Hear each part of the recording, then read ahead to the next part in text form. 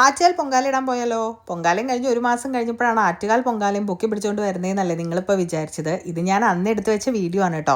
പൊങ്കാലയുടെ തലേ ദിവസമാണ് പ്രേക്ഷിച്ച് വിളിച്ച് ചോദിച്ചത് നമുക്ക് പൊങ്കാല ഇടാൻ പോയാലോ എന്ന്. പക്ഷെ ഒരിക്കലൊന്നും എടുക്കാത്തതുകൊണ്ടും എൻ്റെ അടുത്ത് യൂസ് ചെയ്യാത്ത കാലമൊന്നും ഇല്ലാത്തതുകൊണ്ടും ഇപ്രാവശ്യം ഞാൻ പൊങ്കാല ഇടുന്നില്ല. പക്ഷെ ചേച്ചിയുടെ കൂടെ എക്സ്പീരിയൻസ് ചെയ്യാൻ വരാമെന്നും പറഞ്ഞിട്ടാണ് പോയത്. ഓക്ലൻഡിലെ പപ്പക്കുറ ഗണപതി അമ്പലത്തിൽ ഇത് രണ്ടാമത്തെ പ്രാവശ്യമാണ് കേട്ടോ ആറ്റുകാൽ പൊങ്കാല നടക്കുന്നത്. നാട്ടിൽ അടുപ്പ് കത്തിക്കുന്ന ആ സമയം നോക്കിയിട്ട് ഏതാണ്ട് വൈകിട്ട് ഒരു 6 മണിയോട് കൂടിയിട്ടാണ് കേട്ടോ നമ്മളും ഇവിടെ അടുപ്പൊരുക്കിയതും അടുപ്പിന് തിരി കത്തിക്കുകയൊക്കെ ചെയ്തതും. എൻ്റെ ലൈഫിൽ ഞാൻ 2 പ്രാവശ്യം ആറ്റുകാൽ പൊങ്കാല ഇട്ടിട്ടുണ്ട്. വള്ളുവനാട്ടുകാരിയായിട്ടുള്ള ഞാൻ ഒരു മുടക്കവും ഇല്ലാണ്ട് നല്ല രീതിയിൽ 2 വർഷം അടുപ്പിച്ച് പൊങ്കാല ഇട്ടു. എൻ്റെ അമ്മ കുറച്ചധികം വർഷങ്ങളായിട്ട് എല്ലാ വർഷവും പൊങ്കാല ഇടുന്നുണ്ട്. ഇതിനൊക്കെ ഞങ്ങൾ ഏറ്റവും അധികം സഹായിച്ചിട്ടുള്ള ആളുകൾ ഞങ്ങളുടെ ഫാമിലി കൂടി ആയിട്ടുള്ള കോമളാൻ്റിയും അശ്വതിയും ഒക്കെയാണ് കേട്ടോ. വളരെ ആകസ്മികമായിട്ട് നമ്മുടെ ലൈഫിലേക്ക് കടന്നു വന്നിട്ടുള്ള ആളുകളായിരുന്നു കോമളാൻ്റിയും അശ്വതിയൊക്കെ. പിന്നീട് അങ്ങോട്ട് നമ്മുടെ ഒരു ഫാമിലിയുടെ പാർട്ടായിട്ട് അവർ മാറുമായിരുന്നു കേട്ടോ. നമ്മുടെ നാട്ടിൽ കോമൺ ആയിട്ട് പറയുന്ന ഒരു കാര്യമുണ്ട്, തെക്കനെ മൂർക്കനെ ഒരുമിച്ച് കണ്ടു കഴിഞ്ഞാൽ ആദ്യം തെക്കനെ തല്ലണം, പിന്നെ മൂർക്കനെ കൊല്ലാൻ പാടുള്ളൂ എന്ന്. എന്ത് വിഡിത്താലേ ഇതൊക്കെ.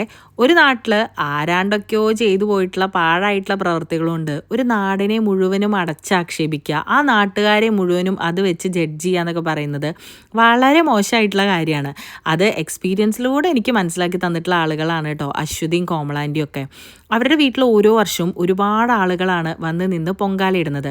പക്ഷേ ഈ വരുന്ന ഓരോ ആളുകൾക്കും എല്ലാ സഹായവും ചെയ്തു കൊടുക്കുന്നത് നിറഞ്ഞ പുഞ്ചിരിയോട് കൂടിയിട്ടാണ് കേട്ടോ കോമളാൻ്റിക്കും അങ്കിളിനും എത്ര വയ്യെങ്കിലും അവർ അടുക്കളയിൽ കിടന്നിട്ട് പോലും ഈ വരുന്ന ആളുകൾക്ക് എല്ലാവർക്കും അവിടെ താമസ സൗകര്യം ഒരുക്കി കൊടുക്കുകയും പൊങ്കാല ഇടാനുള്ള എല്ലാ നിർദ്ദേശങ്ങളും സഹായങ്ങളും ഒക്കെ ചെയ്തു കൊടുക്കുന്നതും ഇവർ തന്നെയാണ് കേട്ടോ. ഓരോ വർഷവും പൊങ്കാല വരുന്ന സമയത്ത് എൻ്റെ മനസ്സിലേക്ക് ഓടിയെത്തുക ചിരിച്ചുകൊണ്ട് നിൽക്കുന്ന കോമളാൻ്റിയുടെ മുഖവും എല്ലാ സഹായങ്ങളുമായിട്ട് ഓടി നടക്കുന്ന അങ്കിളുടെ മുഖവും പിന്നെ അശ്വതിയും ഉണ്ണിയേട്ടനും കുട്ടികളും മാമിയും ഗോപനങ്ങളും ഒക്കെയാണ് കേട്ടോ. എൻ്റെ എല്ലാ വർഷത്തെയും പൊങ്കാലയിൽ ഞാൻ ഏറ്റവും അധികം പ്രാർത്ഥിക്കുന്നതും അതുപോലെ തന്നെ ഓർമ്മിക്കുന്നതും ഒക്കെ എൻ്റെ വീട്ടുകാരോടൊപ്പം തന്നെ കോമളാൻ്റിനെയും ഫാമിലീനെയാണ്.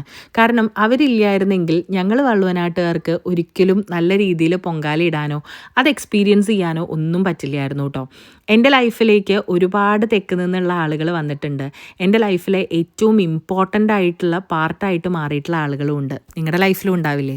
അപ്പം ശരി, പിന്നെ കാണാം കേട്ടോ.